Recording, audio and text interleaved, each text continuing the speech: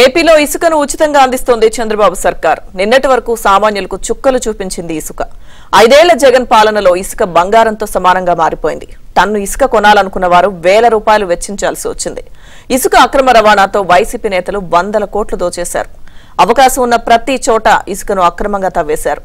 Ton ఇసుక 575 రూపాయలంటూ జగన్ సర్కార్ board పెట్టింది. కానీ బహిరంగంగా మార్కెట్లో అది కొన్ని సందర్భాల్లో 3000 కూడా పలికింది.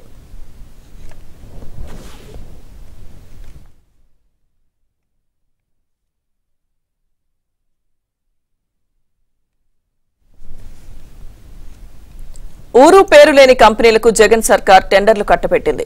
అయితే వైసీపీ ముఖ్య నేతలే నేరుగా ఇసుక వ్యాపారం చేసి వందల కోట్లు వెనకేసుకున్నారు. ఇక ఇసుక అమ్మకాల్లో కూడా డిజిటల్ పేమెంట్ కాకుండా కేవలం నగదు రూపంలోనే వసూలు చేశారు. కొన్ని ప్రాంతాల్లో అయితే ట్రాక్టర్ ఇసుక 5,000 పైనే పలికింది. ఇక 12 టన్నుల లారీ ఇసుక అయితే 30,000 పైమాటే. దీనికి రవాణా ఛార్జీలు అదనం. విజయవాడ సమీపంలోని ఇబ్రహీంపట్నం డిపోలో అయితే 20 టన్నుల లారీ అధికారికంగా 42,000కు అమ్మేశారు ఇసుకాసురులు.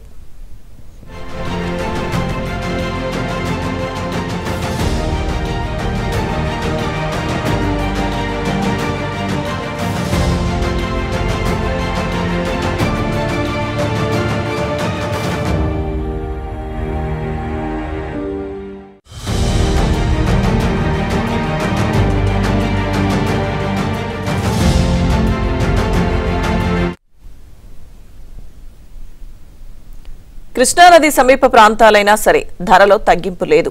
ఉమ్మడి గుంటూరు జిల్లాలో 38,000 వరకు అమ్మేశారు. అలాగే కిలోమీటర్ దూరానికి 300 రూపాయల వరకు రవాణా ఛార్జీలు వసూలు చేశారు. 2014 టీడీపీ ప్రభుత్వం నేరుగా రీచ్లోనే ఇసుకను అందజేసింది. కానీ జగన్ సర్కార్ దానిని తీసేసింది. ఇక పర్యావరణ శాఖ ఆదేశాల మేరకు నదిలో ఇసుక కోసం కేవలం మీటర్ లోతు వరకు మాత్రమే తవ్వాలి. కానీ జగన్ సర్కార్లో మాత్రం ఇష్టం వచ్చినట్లు తవ్వేశారు. కొన్ని చోట్ల అయితే 10 మీటర్ల లోతు వరకు తవ్వకాలు జరపడంతో భూగర్భ జలాలు పూర్తిగా అడుగంటిపోయాయి.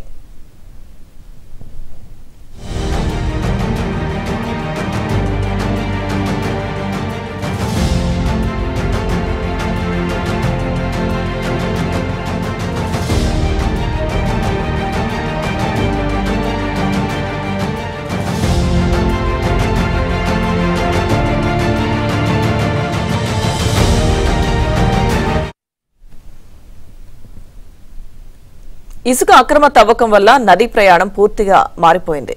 కడప జిల్లాలోని అన్నమయ్య పెంచా ప్రాజెక్టు కొట్టుకుపోవడానికి ఇసుక అక్రమ తవ్వకాలే కారణమని కేంద్ర ప్రభుత్వం కూడా నివేదిక ఇచ్చింది.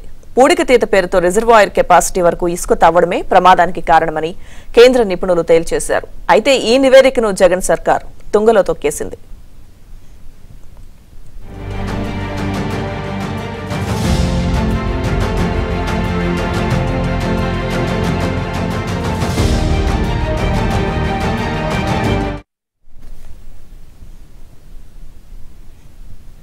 అయితే ఈ దోపిడీకి చంద్రబాబు ప్రభుత్వం చరమగీతం పాడింది. టన్నుకు రూపాయి కూడా రేటు కట్టలేదు. ప్రభుత్వానికి ఇసుకపై ఎలాంటి రెవెన్యూ రాదు. జీఎస్టీ, మెరిట్, గ్రామాలకు సీనరీస్ కలిపి మొత్తం 300 రూపాయలు మాత్రమే ఫీజులు వసూలు చేస్తున్నారు. రీచ్ను బట్టి ట్రాన్స్పోర్ట్, తవ్వకం ఖర్చు ఉంటుంది. కృష్ణానది నుంచి తీసిన ఇసుక విజయవాడ పరిసర ప్రాంతాలకు టన్ను ధర కేవలం 130 రూపాయలకే దొరుకుతుంది.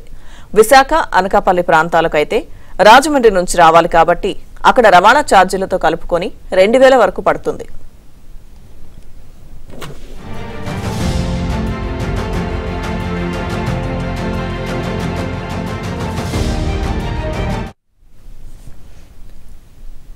రీచ్లకు, డిపోలకు దగ్గరగా ఉంటే కిలోమీటర్కు కేవలం 5 రూపాయలు మాత్రమే అదనం.